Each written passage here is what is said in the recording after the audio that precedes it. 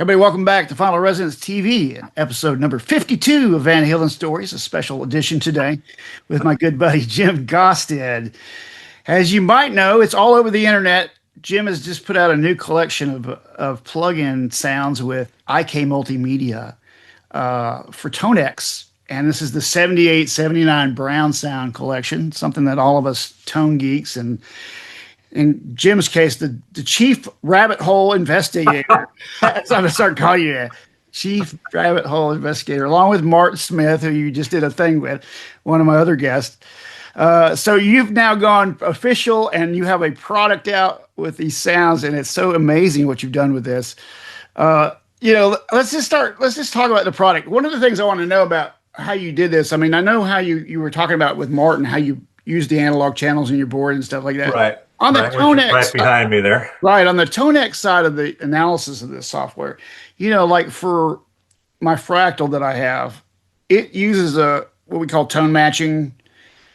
What it looks at frequency response. Right. And you try to match that, and then you try to match it on top of a topography of a particular amp. Is that kind of how that works with that? Not at all, unless that's under the hood. There's nothing like that. So they've got I reamp a can track. It's their, I forget exactly what they call it. I just call it the can track, the test track, whatever.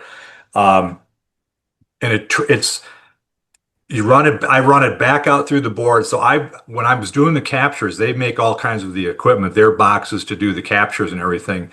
But at the volume that we were going to do it, and I don't mean the decibel volume, the volume of how many captures we were going to do. Right. We decided to go a different route, which was actually do it all through Logic. Mm-hmm. So, I mean, Tonex is involved, but the can track gets pasted into Logic in a track, and then I reamp that, send that out of Logic through a reverse DI box, mm-hmm. so I can get it to the proper level to go into the input of the amplifier. Mm-hmm. So then we just play that track and then record that track back into Logic. Mm-hmm.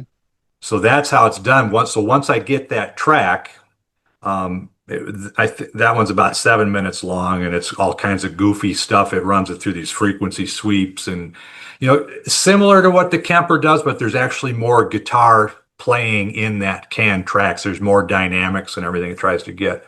Mm-hmm. So once I record that and do the things I was going to do to it, I bounce it down to one track, mm-hmm. one mono track, and then they've got this AI-based neural network that then translates that. Mm-hmm. And it was a trick for me trying to figure out, and I think others have had this problem too, but all of these things are quirky and different, but trying to figure out what the Tonex wanted to hear. Right. So that was the first 3 months of my journey, probably, of saying, this thing it's really good. It's sensing the dynamics, and it's doing this and it's doing that, but I couldn't get it to hear what I'm hearing. I couldn't get it to hear what maybe the SM57s were hearing on the cabinet, because I could record. I mean, I would start it in a perfect world. I would have started with just recording my guitar. Mm-hmm. Like I would normally, if I was just going to, if I was recording tracks to put in a song or whatever, right. I just recorded my guitar and I'd listen back and I'd say, okay, well, that sounds like, there's my Van Halen sound. There's my Van Halen 1 sound. And then I would send that can track back through Tonex, back through Logic, and reamp it and then capture that. And it didn't sound like what I was hearing. So I had to do this translation. I kind of came up with a couple of formulas that then once I got that set, then I could really start to dial it in. I see. So it's like the old thing where we were trying to capture something to tape, and you can't. What you hear in the room is not what you get on the other side. Yeah, but this was, I'm so used to that. So what was weird is what I got on tape, what I captured in Logic, wasn't what Tonex was hearing. So it was a little bit of a different thing. And it wasn't far off. There's some things with the gain structure, and there were some things with the overall EQ. So once I could get that, I could globalize that, and then it was right. And then it was off we go. Let's start making these captures and start testing and seeing what we need to do. So it was translating at that point once you made the global correction. Right. Correction. That leads me to, a little premature maybe in the conversation, but because of that, and that problem has shown up with, I don't want to say it's a problem, because if you're just capturing an amp, it sounds great. But if we were trying to do something different, we were trying to get the album tones. Right. So it behaved a little bit differently. Um, so they've got a second, which we're testing right now. I'm doing the women and children first test tracks, and I'm sending them back to Italy. And the development team in Italy then is doing the rendering, if you will, of that. They're using a new capture track that's supposed to capture its more of the dynamic range and everything. Hmm. So if that works out, that will reduce my workload immensely if we can get that to work. So I'm hoping we can. So Right. Right. That's an amazing process and a lot to go through. Like you said, thousands of tracks. well, it was thousands of tracks after I figured out That's what I true. wanted to hear. That, and then I had to dial in the tone. Right. So it's like people have been nagging me for this, where's your 1984 deep dive, Van Halen Quest video? It's like, get off my back, man. I'm working on something that I can't talk about yet. Right, right. That's amazing. So, one of the things that you were doing in that you were using the pickups, we just kind of mentioned that offline, but when you use a Super 70 for the Destroyer In the sound, Destroyer, yeah. right? Yeah. What part of what convinced you that the Super 70 was the pickup? I trust my ears. I've been doing this for so long, and in my first deep dive, my first Van Halen Brown Sound Quest on YouTube, I had the super distortion in that guitar, Right. and then I did that video, the addendum video, and then I did the addendum to the addendum, Yeah, I remember. Yeah, yeah. and it was all about the Super 70 versus the super distortion. And when I got the amp right, I mean, there's certain changes and everything. I'm always tinkering, but then when I got the amp where I felt that the amp really was supposed to be, um, and then recorded tracks and listened back, just that tonal character of the Super 70, it's open, it's not as squash. In the super distortion, you can get awfully close to that sound. I mean, it's such a great pickup. I mean, it's an underrated, it's been around forever. There's a reason it's still one of the number one selling, high output pickups, but it really gets that Van Halen tone. I know it's Pete Thorne has said that it's one of his favorites for doing the Van Halen tone. And I was talking with while we were doing these collections, I was talking with Chris O'Hara, my guy from IK Multimedia. He's the marketing guy for all things guitar. Right. And I said, I'm struggling here because I can use this super distortion and it sounds damn close. And I said, but I just don't think that's it. It's just had the wrong kind of gain structure, the whole gain character, and it loses a little bit of dynamics. So Right, right. so I'm convinced beyond the shadow of a doubt that it's the Super 70. Yeah, I was going to say, It just has all the I'll characteristics. show you something here that's pretty cool. This is my 83 Ibanez with the Super 80s, though, right? Yeah. I think these are a little hotter. Is that what it was? Yeah, they are. In fact, I was just telling Chris O'Hara about, because I'm going to send him a Super 70 because he and I are testing tone models back and forth all the time. Right. So we said you might as well be on the same pickup, and Women and Children First is all on the Destroyer essentially, and it's all the Super 70. So he was either going to try to get Duncan to wind him one, Yeah. or I just said, I'll just send you one. But the Super 70, they changed it somewhere around 79, and they put them in the Ibanez artist guitars, and open coil, the double creams. Yeah. They still said on the base plate in that, the cursive kind of script, it said Super 70 on it, but they were 12K. They were overwound, and I think that's what the Super 80s became. They're like 12K Alnico 8. Yeah, they have a different, those have a different sound that's very open, very PAF and a glassy top end kind of thing that's when you talk about the Super 70 being the pickup, just from my experience with this guitar since I was a kid, this was my first guitar. Mm-hmm. It's always had a little bit of a different thing to me. Yeah. Yeah. And it's, I think it was Martin I was telling, I had that relationship with a music store, when I was a kid, and everybody back in those days, they'd all want to pull the factory pickups out of those guitars and replace them with the aftermarket, the Duncans and the DiMarzios and all that sort of thing. And I was the recipient of all these great factory pickups that were just, unique, had great character and all that stuff. Some of the Gibson pickups were terrific. Right. People were pulling T-tops. Now look at the price of a T-top. Right. Right. So the other humbucker you used was a 57 Classic. classic, right? And and the reason I did that, um, if we believe the story about the 61 335 and Right. the PAF, and again, I don't believe it's truly a PAF. It has the patent sticker on it at that point. They're no longer considered, the PAF, patent applied for. But trivia here, the trapeze bridge, or the trapeze, what do you call it? Tail stop on the Birdland. Hmm. That's actually the patent number that's on the pickup. Whoa, Yeah, they were trying to pull a fast one, I think. that's crazy. Or it's something. It's one of those. It's one of those trapeze That's tail wild. stops or Never whatever heard of tail that. piece things. But so if the pickup truly was pulled out of a 61 335, it would have been, those PAFs. Um, they ran the range of like 7.6, and if you got a hot one, it'd be 8K. Right. They weren't anywhere near what pickups are now. And right around that time, Gibson had standardized the magnets that they were using. Okay. So they were the same magnet that was in a P90 was the same magnet that they're putting their humbuckers, and they were short, rough cast A5s. Let me ask you this about the Frankenstein pickup, because you mentioned that in your conversation with Martin about that being a way too hot pickup. Why do you? I mean, I don't know why this is. Maybe you know this, but the Frankenstein's pickup is supposed to be a replica of the original Frankenstein pickup. So it's just too hot, right? I'm just not buying it. It's too hot, right? It's, it doesn't have the same tonal characteristics. I mean, to me, it's somewhere between.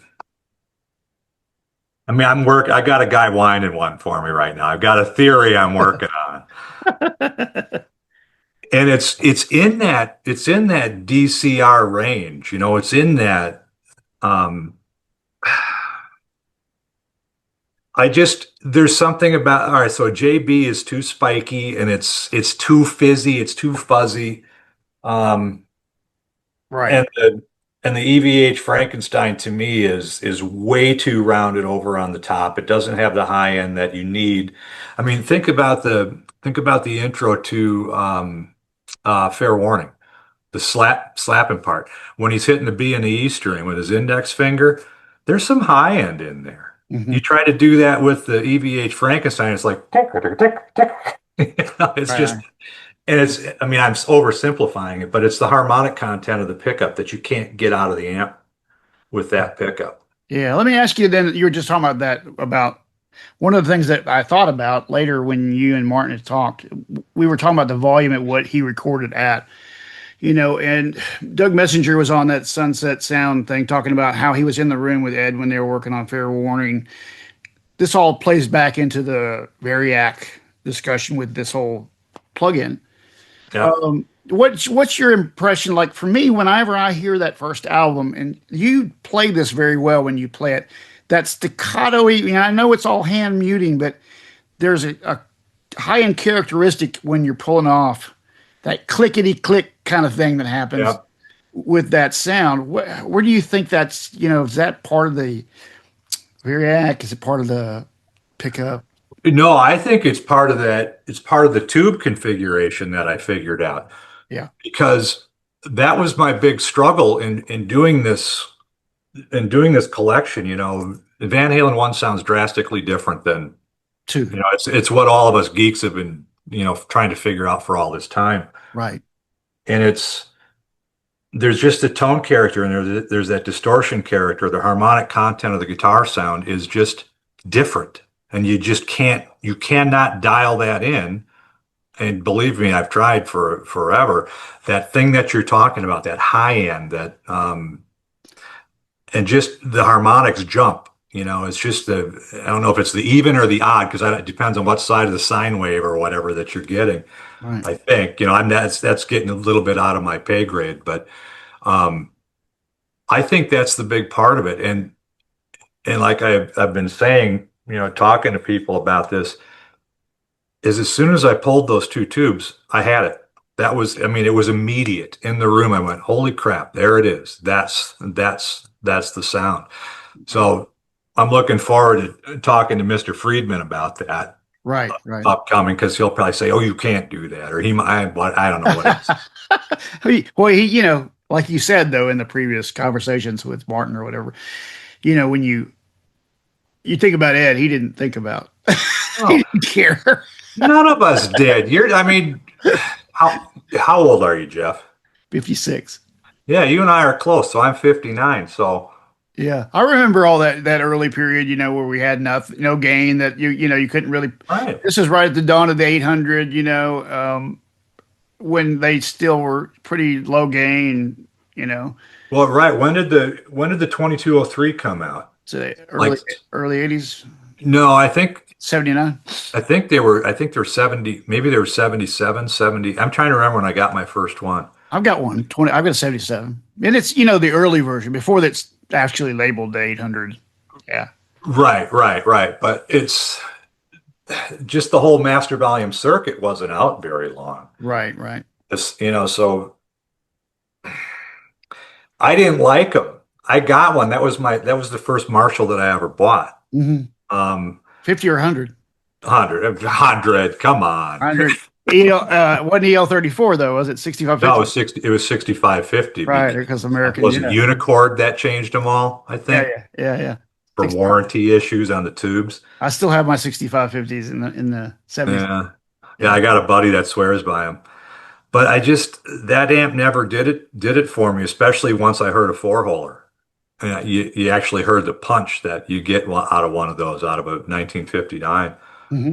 So uh, for me, it's been that all along. But yeah, you didn't have a lot of choices. I mean, I remember looking through Guitar Player magazine and you'd see that. Remember that Altair power attenuator, that big orange box, or they had the orange. It was a tan box, but it had orange paint on it or something, the big stove knob on it. Yeah. I found one for our bass player for the Van Halen tribute thing, because he plays SVTs. We try to keep it as real as possible. Right. And he wanted to, I think he plays through two SVTs and three cabinets. Right. I think he's playing through, or maybe he's got a Marshall 50 in one of his SVTs tops, but he wanted to get more drive out of it. So we were figuring out how to do that. I let him use some attenuator, and then I found one of those old toaster coil Altair things.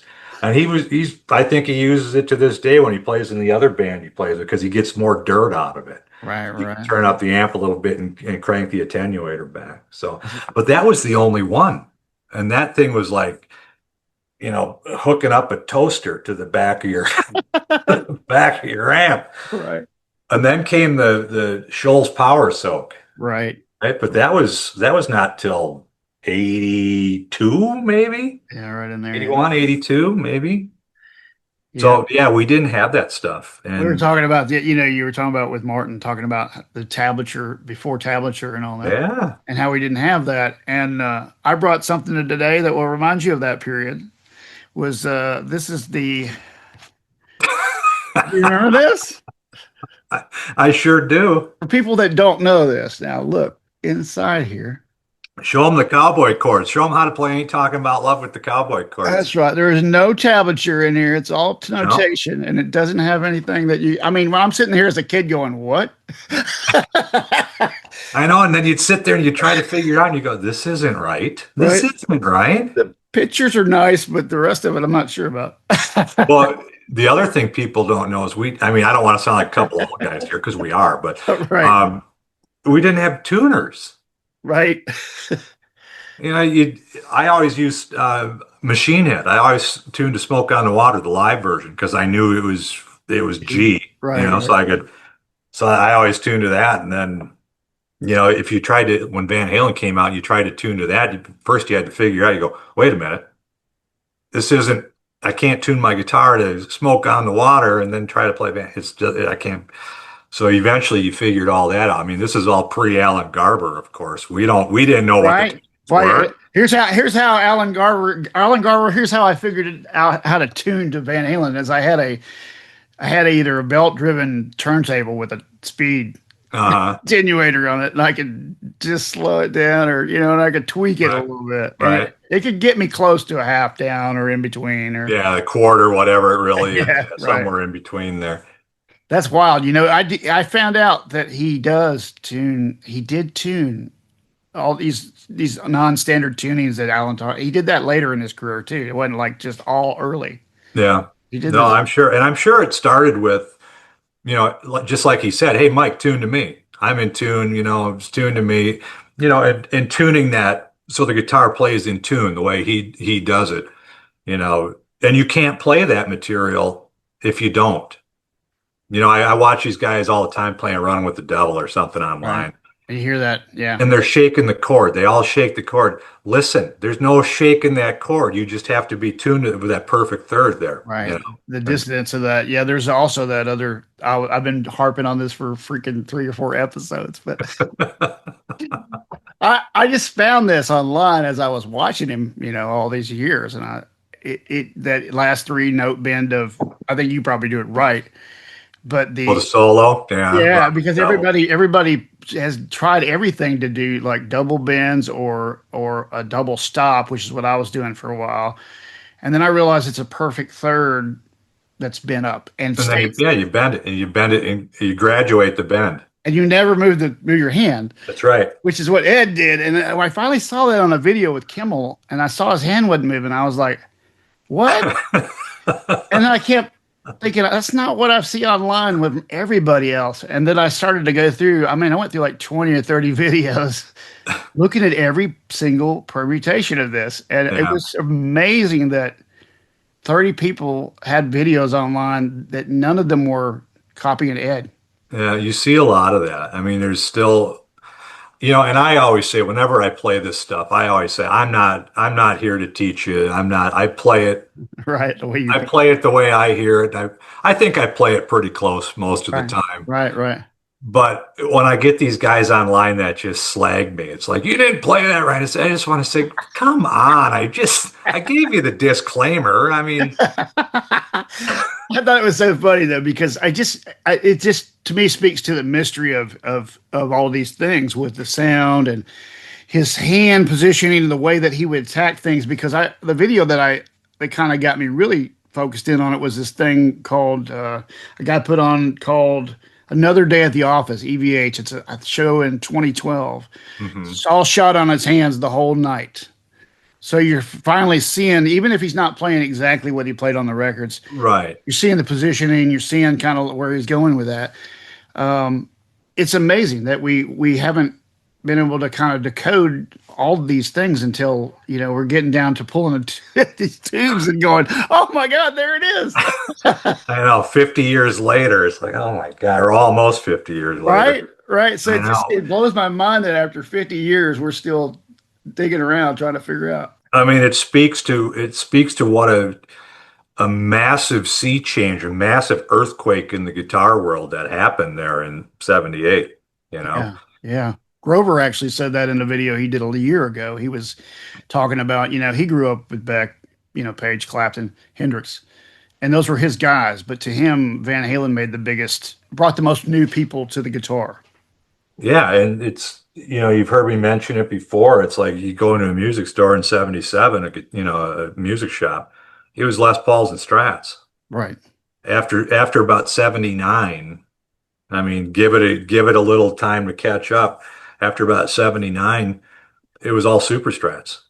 Every Right. manufacturer just about came out with some sort of Super Strat. Yeah, that 83 that I just showed you, that was an 83 Ibanez.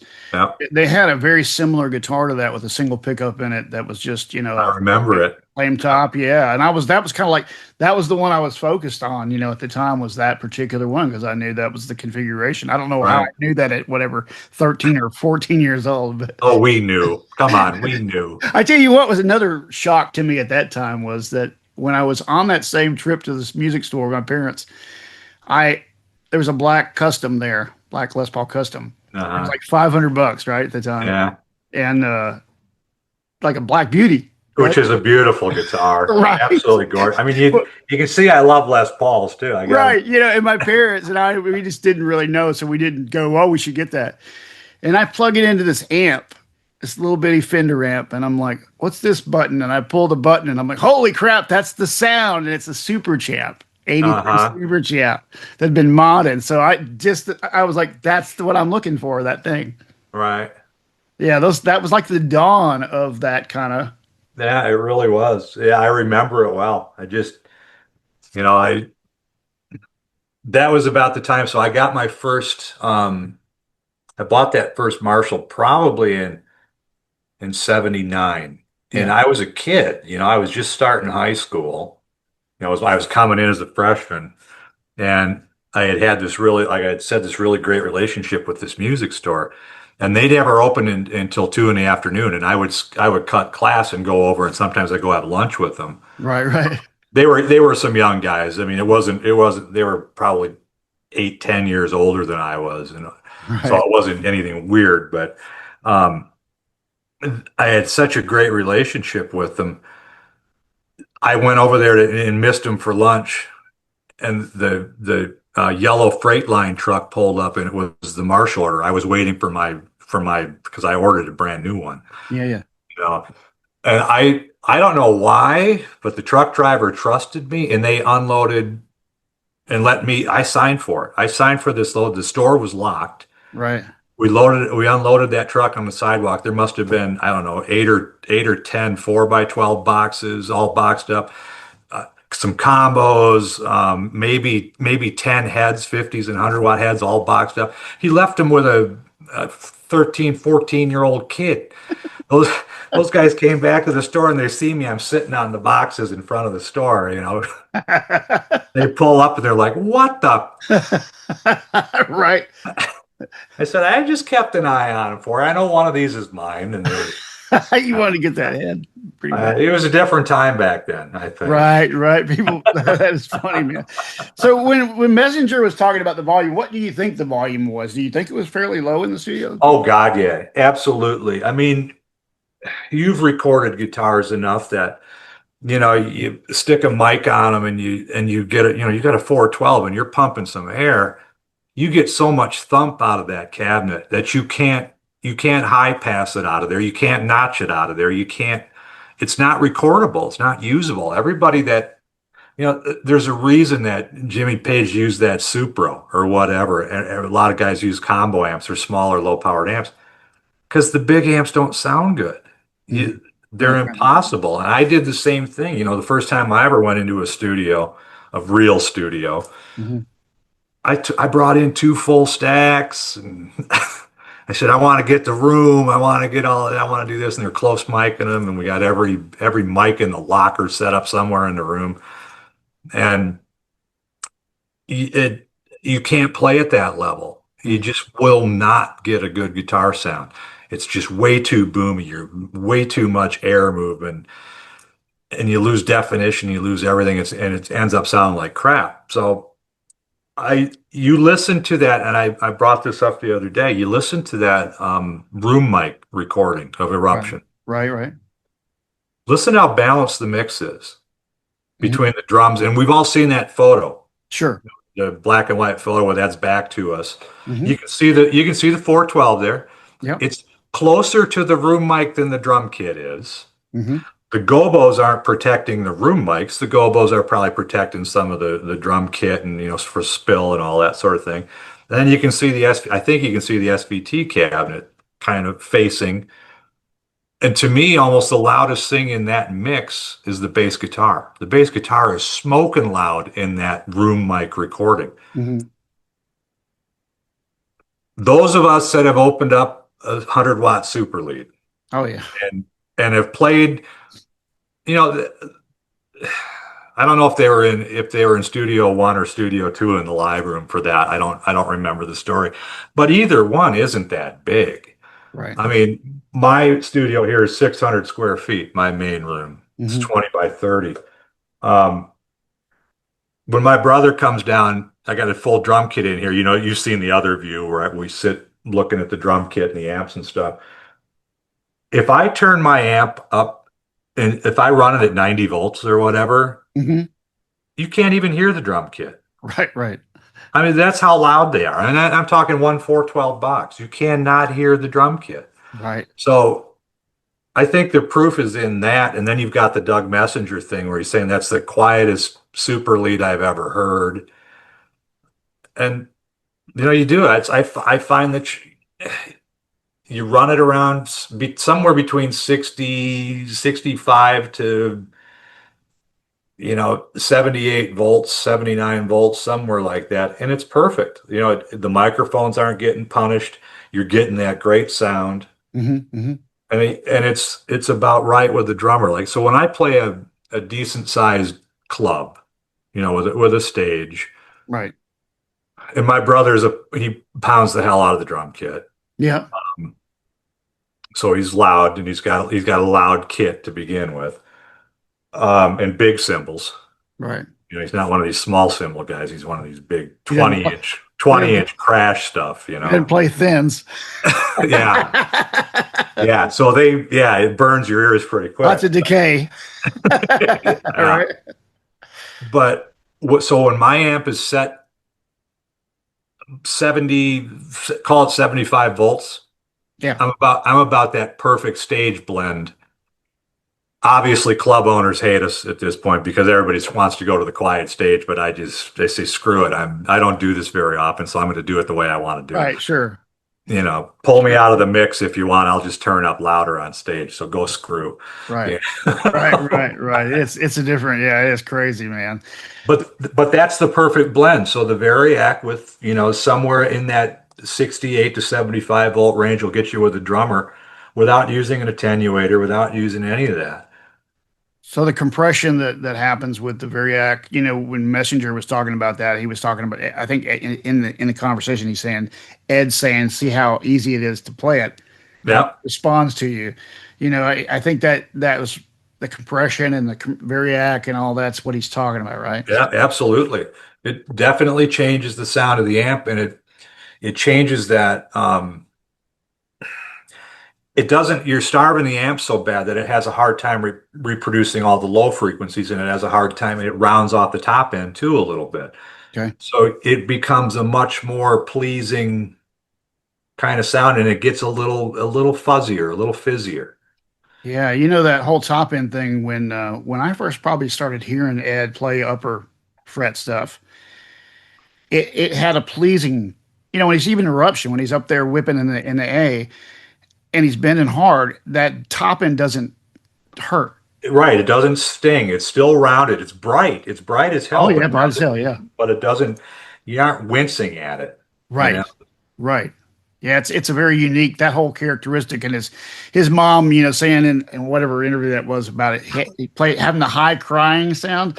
I kept thinking exactly that's the sound that I've heard since I was a kid that I recognized all the way Yep. back when Beat It came out, and he's going up the neck with that tremolo picking. It was like that's his thing. It's Yeah. always been his thing. It's crazy that so unique. One of the things on here I was going to ask you about what you were just talking about in the studio, seeing that 412, right?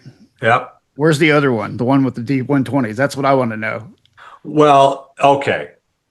A lot of controversy, right? Right. There's a lot of and that's why we put it in the collection. It's a blended cabinet. It's the Yeah. D120s on the top and it's Yeah. the greenbacks on the bottom. That's the way mine is. And George Lynch has one of those cabinets. Right. He owns Lynch's one with the D1. He owns Eddie's D120 half and half cab. Right.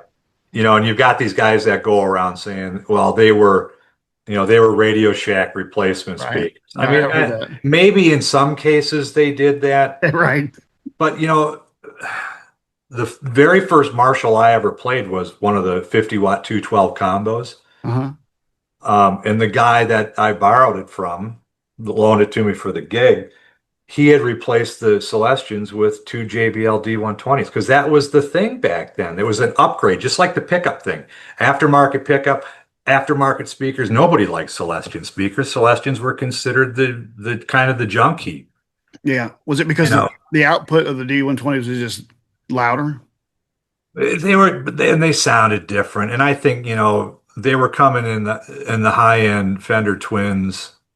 Okay. That was the upgrade to the Fender Twin. You could get the Jensen or you could go to the JBL, and they did that in a few of their other amplifier lines or amplifier models too. But So, it was a common thing that back then. I don't find it unusual at all. okay. So I completely believe that George Lynch has got one of those cabinets, Well, and I'm he sure he made, knows.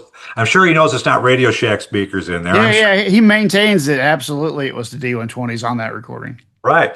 And so I gave you that one. And sometimes when I'm playing, when I'm just playing through the collection, screwing around with it, I like that one because now I've come full circle again because I thought, you know what, I don't think it is the JBL. And then I come back and I started playing it, and when I was capturing it, I was never quite satisfied with it. And in fact, the guys, the Italian development team, they asked me, you know, could you recapture that? Could you try a little something? Because it was a little metallic sounding. It was just, Okay.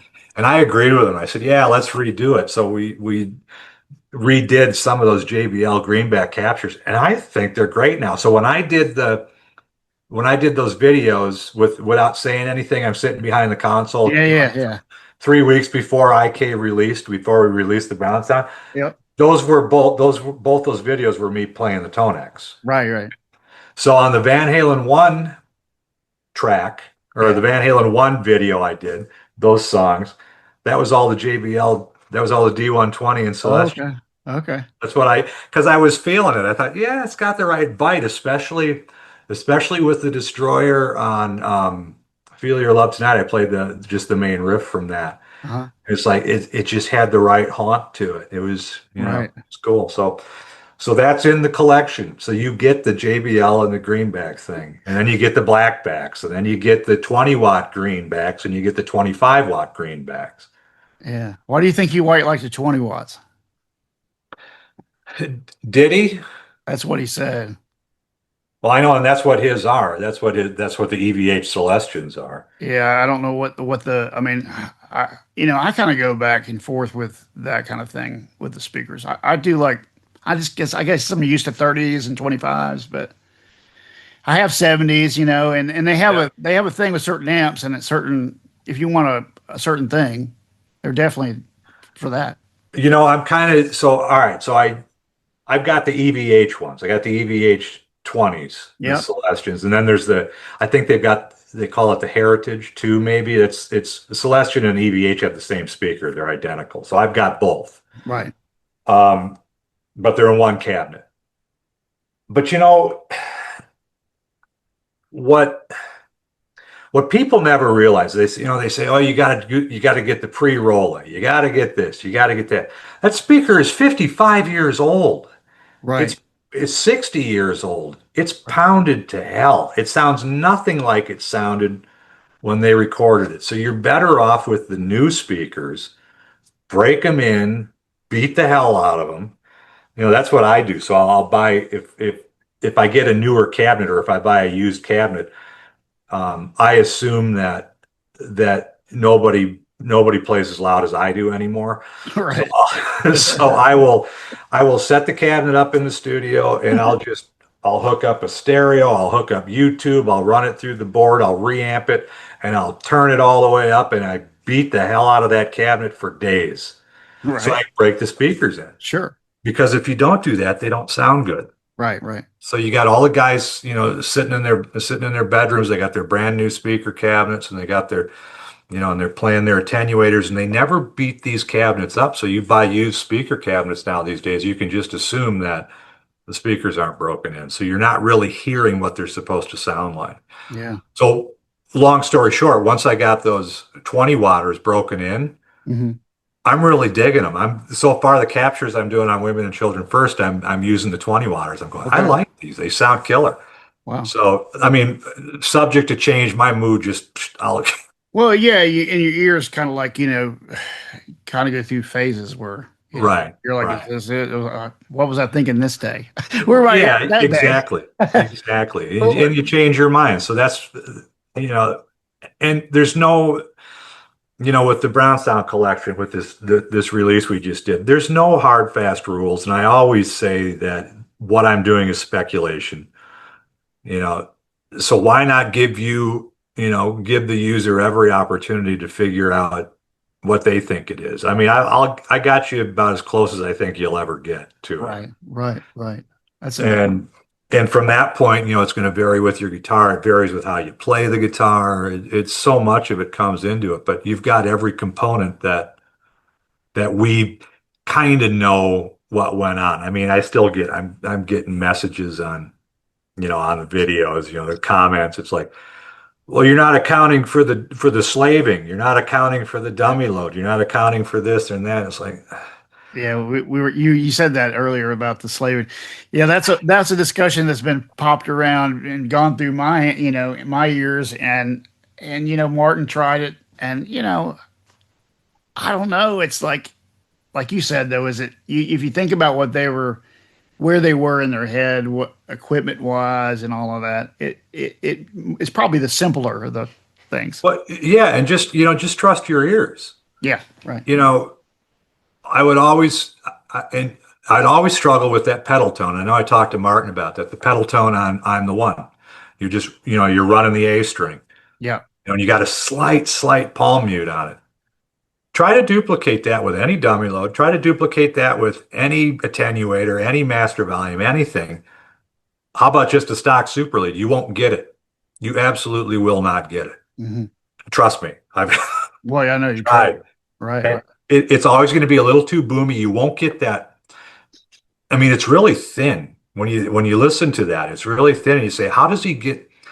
So if you're riding that A, Hmm. and then you're hitting the accent notes on the D string, you're going back and forth A G A G. It's hard to get the A and the G on the D string to come out loud enough against that pedal tone, right? Right. That's the problem everybody has, and whenever you watch somebody play it online, that's the problem they have too. Hmm.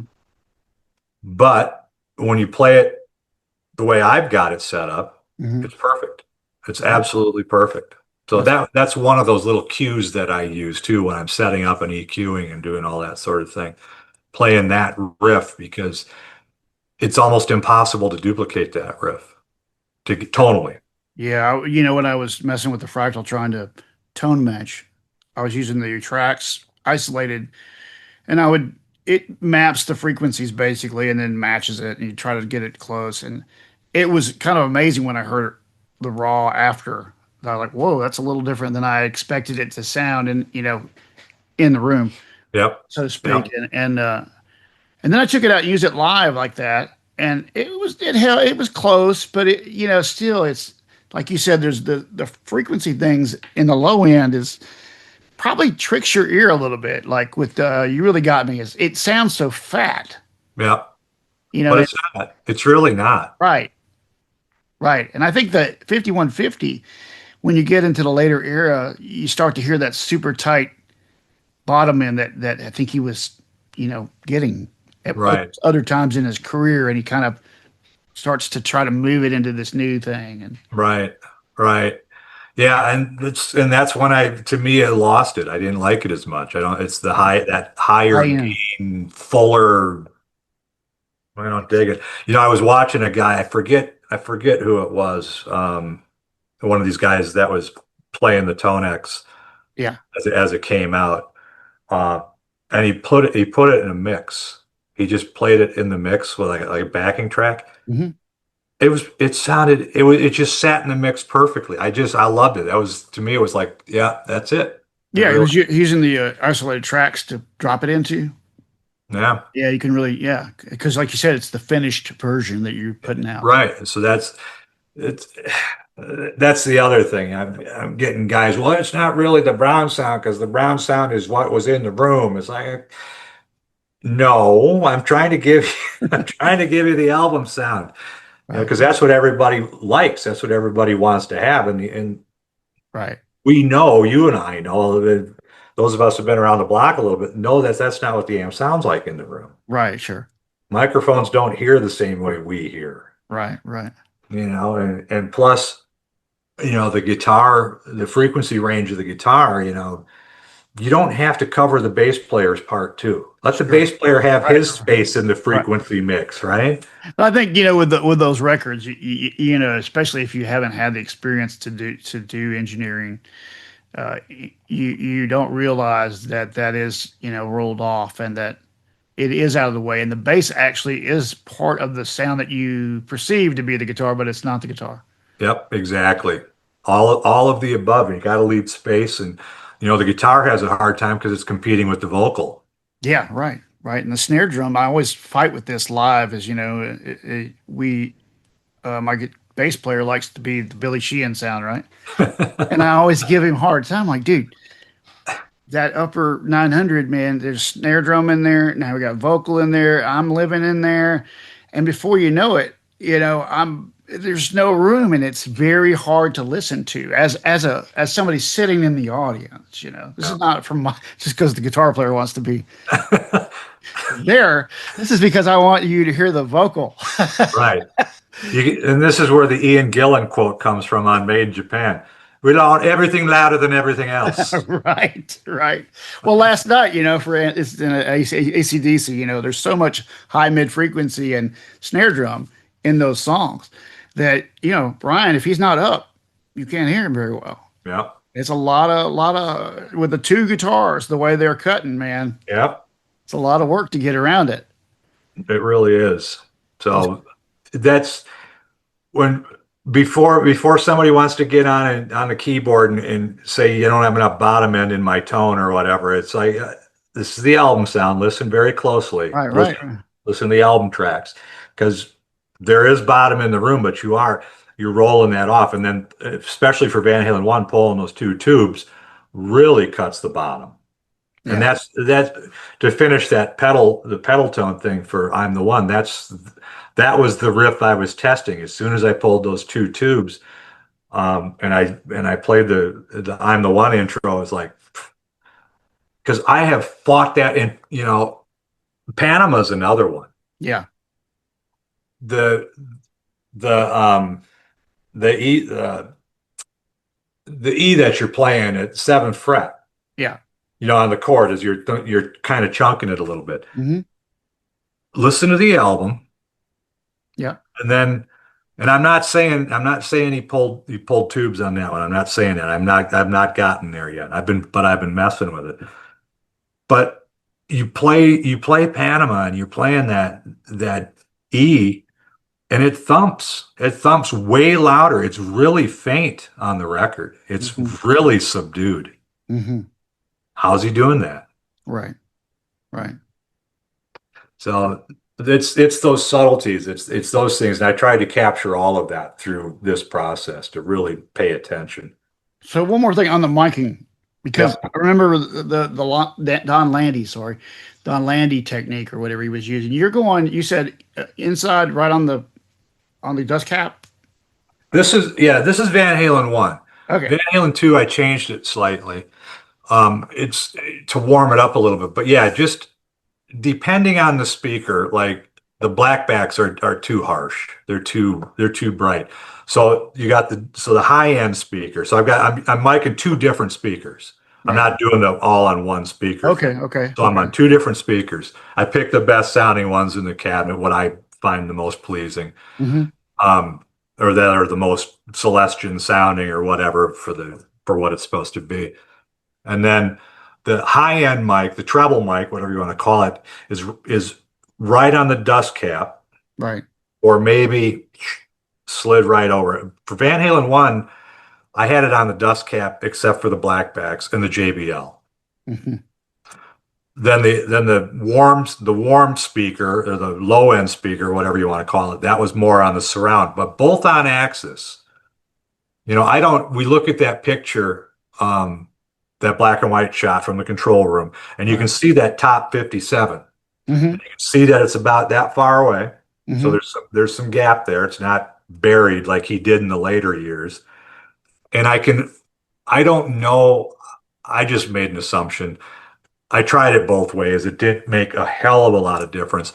I either did it off axis and angled it towards the suspension ring, or I did it on axis. Um, I ended up just being having them both on axis because it was easier moving from cabinet to cabinet to keep the consistency going. I got you. So, That makes and sense. that is such a minor detail. Sure, sure. Yeah, So, but yeah, it's definitely a detail. So that was the difference between, and then you blend the two. right, And right. so there were some hard and fast rules as to how they got blended. Yeah, So I could again, so I could keep the consistency. The cabinets, the speakers themselves, the differences in the speakers themselves are pretty pronounced yeah. between the blackback, greenback, the 20-watt greenback, and then the JBL Yeah. greenback mix. They sound really different. Oh yeah. So I wanted I had to pick a baseline cabinet. I use my blackback cabinet a lot, so I just chose that one. So that's how I set up the main sound. That's how I set up the main blend of the dark speaker and the bright speaker, Okay. and and a few other parameters that were involved.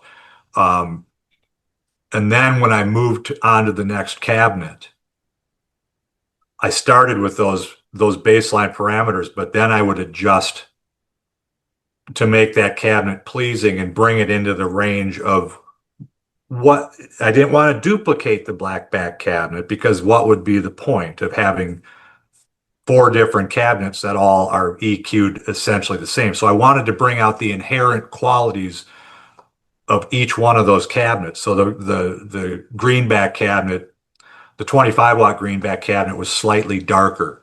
Right. So I made sure that that one stayed slightly darker, um, and so on. And the JBL has got that upper mid focus thing, so that everybody says they're super bright, but I hear them more as upper mids.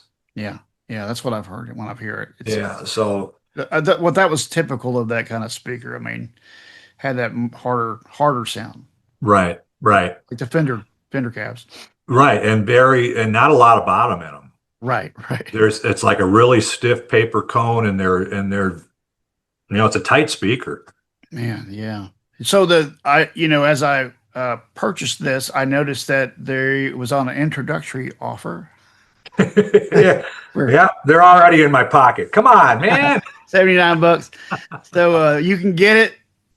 You've been built, I've got it today, but you can get it and get busy with this thing and a plug-in form. And you know what? My buddy has the Tonex pedal, and Mhm. I'm really interested to see how that would translate out in the situations that we do. I think you'd love it. We shot the video in the studio Okay. Yeah. at Dark Horse. Yeah. Yeah. Yeah. We I've got a Tonex pedal here. I always play it through the software because that's what I'm using to create and everything, and it's just convenient for me. Sure. Sure. But in the studio, we set up a pedal for me, a Tonex pedal, because it was just made more sense and that sort of thing. So I was playing through the Tonex pedal, and it sounded great. It was we that's not exactly when we recorded that. I mean, you know how that works.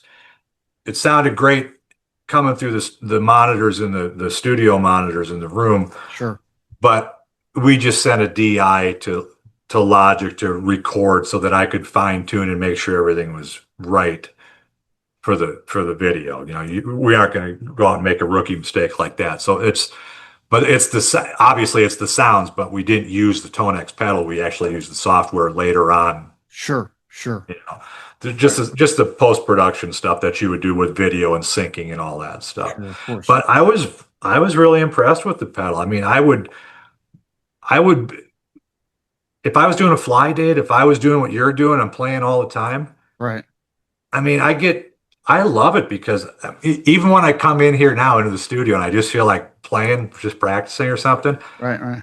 I'll often just sit behind the board, grab a guitar and plug in and play that because I don't have to blow my head off playing through the Marshall rig across the room. I Sure. get the full wide open sound, not attenuated, no dummy loads, none of that stuff, Right. no master volume stuff, and I'm getting that full wide open sound of the amp.